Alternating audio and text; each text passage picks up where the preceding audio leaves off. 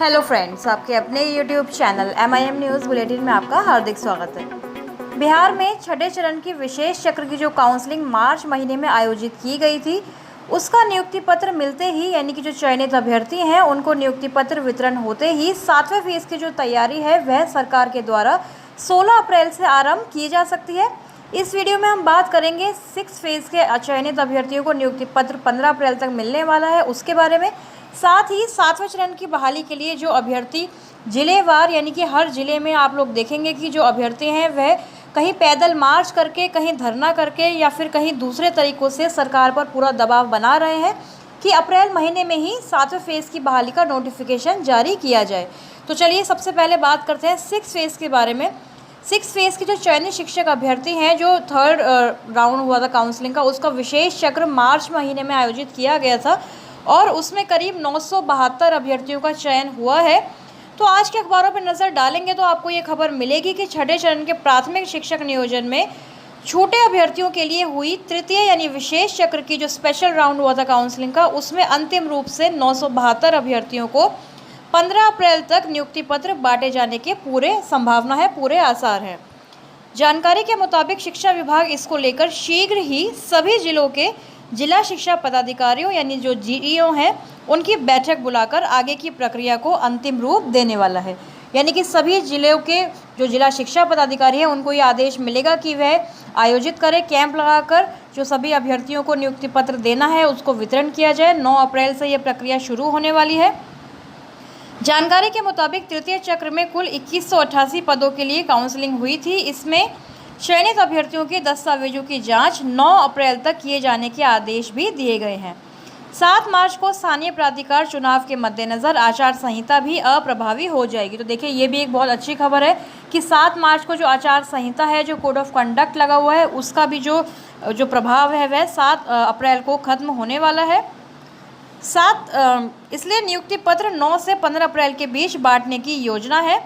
विदित हो कि प्राथमिक शिक्षा निदेशालय ने तृतीय चक्र की काउंसलिंग 14, 15 और 16 मार्च को आहूत की गई थी और अब छठे चरण की जो प्राथमिक शिक्षक नियोजन में पूरे अगर अभ्यर्थियों को मिलाएं तो लगभग करीब 41,000 से अधिक अभ्यर्थियों को नियुक्ति पत्र मिल चुका है और ये जो 972 अभ्यर्थी हैं इनको भी 15 अप्रैल तक नियुक्ति पत्र मिलने की पूरी संभावना नज़र आ रही है।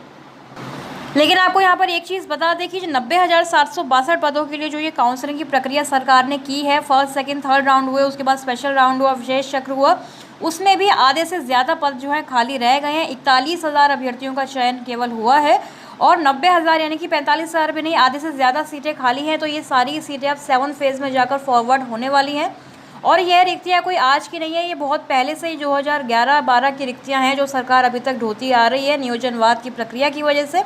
खैर, अब बात करते हैं 7 फेज़ की, क्योंकि 7 फेज़ में ये सारी रिक्तियाँ जो हैं फॉरवर्ड होंगी और 16 अप्रैल से ही सरकार को इसकी जो नोटिफिकेशन जारी करना है 7वें चरण का, उसको सरकार को घोषित कर देना चाहिए। क्योंकि आपको बता दें कि अलग अलग ज़िलों में, जैसे कि भोजपुर ज़िले की अगर बात करें तो भोजपुर ज़िले के जो साथी हैं सभी मिलकर 7 अप्रैल 2022 को 7वां चरण प्राथमिक बहाली की मांग करने वाले हैं और इसके लिए पैदल मार्च का भी आयोजन किया जा रहा है। तो 7 अप्रैल यानी कि कल के दिन आप लोग सभी से ये निवेदन रहेगा कि उस पैदल मार्च में शामिल होकर अपनी मांग को सरकार तक ज़रूर पहुंचाएं। पूरा जो है यहाँ पर दिया हुआ है आपको, कहाँ से DEO ऑफिस से जो चौक है गोपाली चौक, वहाँ होते हुए स्टेशन पर ये जो पैदल मार्च है इसको समाप्त किया जाएगा। तो जितने भी अभ्यर्थी उस ज़िले के हैं या फिर आसपास जो रहते हैं सभी वहाँ जाकर इस पैदल मार्च को सफल बनाने में अभ्यर्थियों का साथ दें और प्राथमिक बहाली ही नहीं, माध्यमिक और उच्च माध्यमिक बहाली को भी पूरा करने के लिए सरकार पर दबाव ज़रूर बनाएं। दूसरी खबर की तरफ चलेंगे, जहां लिखा है कि शिक्षक नियोजन के लिए 8 को अभ्यर्थी सचिवालय का घेराव भी करने वाले हैं। तो 8 को यानी कि 8 अप्रैल को 7वें चरण के शिक्षक नियोजन की मांग को लेकर ही सीटेट और बीटेट यानी कि जो बिहार TET के बचे हुए अभ्यर्थी हैं वह अपनी मांग को लेकर महाराजा कॉलेज में बैठक पहले की गई थी। उस बैठक में यही निर्णय लिया गया है कि 8 अप्रैल को उत्तीर्ण अभ्यर्थी सचिवालय का घेराव भी करने वाले हैं। यानी कि जो बिहार सरकार है अब चारों तरफ से घिर चुकी है, विवश हो चुकी है। हालांकि आप लोग कहेंगे कि 6 फेज़ समाप्त नहीं होगा क्योंकि माध्यमिक और उच्च माध्यमिक की बहाली नहीं हो पा रही है। तो आपको बता दें कि उसके नाम पर 7 फेज़ को अब और ज़्यादा लटकाना उचित नहीं होगा, क्योंकि माध्यमिक उच्च माध्यमिक में अब सरकार फिर से अप्लाई लेगी 2017-19 के अभ्यर्थियों का, जैसा पटना हाईकोर्ट का आदेश है। तो इसमें बहुत ज़्यादा समय सरकार लगाएगी ताकि 7वें चरण को डिले किया जा सके। इसीलिए मैंने अपनी प्रीवियस वीडियो में भी आपको ये चीज़ समझाई थी कि जो 6 फेज़ के सेकेंडरी सीनियर सेकेंडरी के अभ्यर्थी हैं उनको भी अब 7th फेज़ में ही शामिल करने के लिए सरकार पर दबाव बनाना चाहिए। हालांकि कुछ लोगों का ये कहना था, अभ्यर्थियों का ऐसा मानना है कि 2011 से STAT अभ्यर्थी इंतज़ार कर रहे हैं, तो उनको और ज़्यादा इंतज़ार नहीं करवाना चाहिए। आपकी बात बिल्कुल सही है, लेकिन आप लोग खुद ही देख रहे हैं कि सरकार की नीति कितनी ज़्यादा ख़राब है। जानबूझकर सरकार इसको डिले करती रहेगी ताकि 7th फेज़ की नौबत ही ना आए और 7th फेज़ को सरकार अगले विधानसभा चुनाव तक लेकर चली जाए। तो इससे बेटर यही होगा कि 6 और 7th फेज़ को आपस में विलय कर दिया जाए और सभी अभ्यर्थियों को इसमें सीट बढ़ाकर, क्योंकि बहुत सारी रिक्तियाँ हो जाएंगी सरकार के पास 7th फेज़ के लिए, सभी की जो बहाली का विज्ञापन है एक साथ जारी किया जाए। तो वापस इस खबर पर आते हैं, जहां यह भी लिखा है कि 7वें चरण के नियोजन के लिए सरकार 3 साल से केवल आश्वासन पे आश्वासन दे रही है। अप्रैल माह के प्रथम सप्ताह में नियोजन के लिए नोटिफिकेशन का समय सीमा दिया गया था। हमसे कहा गया था कि अप्रैल में हो जाएगा, लेकिन अभी तक वह पूरा होता हुआ नहीं दिख रहा है। सरकार सीटेट और बीटेट उत्तीर्ण अभ्यर्थियों के भविष्य के साथ खिलवाड़ तो कर ही रही है, साथ ही SCET 2019 के जो अभ्यर्थी हैं उनके साथ भी पहले मेरिट नॉट इन मेरिट के नाम को लेकर और फिर अब हम देख रहे हैं कोर्ट केसेस के नाम को लेकर सरकार बहुत ज़्यादा खिलवाड़ ऑलरेडी कर चुकी है। नियोजन के लिए 3 साल से जो लोग टकटकी लगाकर बैठे हुए हैं वह बहुत ज़्यादा परेशान है, सीटेट हो, बीटेट हो या फिर SCET अभ्यर्थी हो।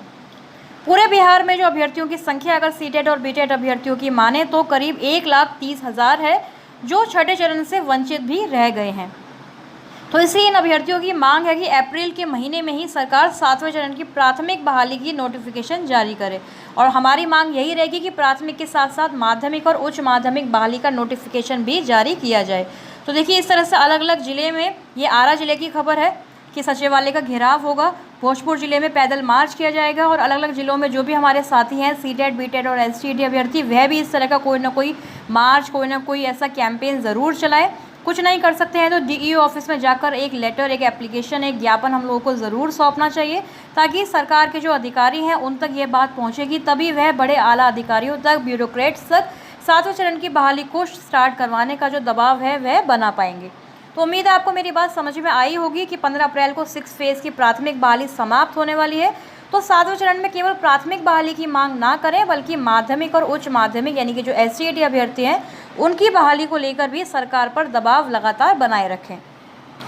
तो अभी हमारा मेन मकसद यही होगा कि 6 फेज़ में अभी केवल यह लिखा है कि आसार है 15 अप्रैल तक, तो केवल आसार नहीं बल्कि हम लोगों को इतना ज़्यादा ज़ोर शोर से इस कैंपेनिंग में भाग लेना चाहिए, सरकार पर दबाव पूरा बनाए रखना चाहिए कि जितने भी अभ्यर्थी हैं 6 फेज़ में जो स्पेशल राउंड में चयनित हुए हैं उनको नियुक्ति पत्र 15 अप्रैल तक हर हाल में दे दिया जाए और 16 अप्रैल से ही 7वां चरण का विज्ञापन जो है उसकी घोषणा कर दी जाए कि इस डेट से आपका जो ऑनलाइन अप्लाई है, सेंट्रलाइज बहाली है, वह स्टार्ट की जाएगी। तो अभी इस वीडियो में इतना ही। आगे कोई भी अगर लेटेस्ट अपडेट आती है 6-7 फेज़ से रिगार्डिंग तो आपको ज़रूर बताएंगे। अभी के लिए इतना ही। Thank you for watching.